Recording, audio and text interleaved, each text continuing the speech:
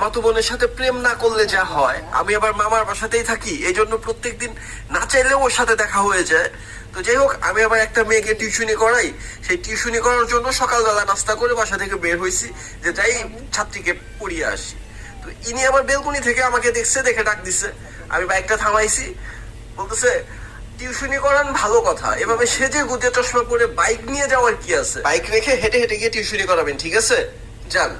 আরে ওর কথা মামাই শোনে না, আর আমি শুনবো কোন দুঃখে? ওকে পাত্তা না দিয়ে আমি গেছিলাম টিউশনি করানোর জন্য। আসলে আমার ইমোশনটা হচ্ছে বাইক, বাইকে একটু কাটা লাগলে মনে হয় বাইকে লাগে না, আমার হৃদয়ে লাগছে। এই জন্য তাড়াতাড়ি এসে ওয়াশ করে ফেলি, প্রত্যেক দিনের মতো ওয়াশ করে আমি বাইকটা একটু শুকাইতে দিছি, যে বাইকটা শুকাক আমি একটা ঘুম দেই।